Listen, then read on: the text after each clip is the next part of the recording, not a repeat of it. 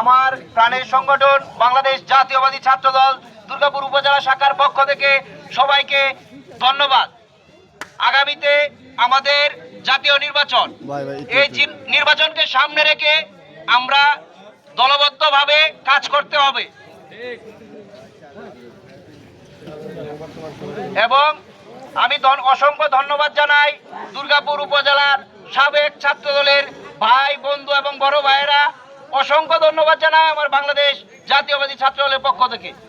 অসংখ্য অসংখ্য ধন্যবাদ। এই বলে আমি আমার সংক্ষিপ্ত বক্তব্য শেষ করছি এবং আজকের মিছিল এখানে সমাপ্তি ঘোষণা করছি। ধন্যবাদ সবাইকে।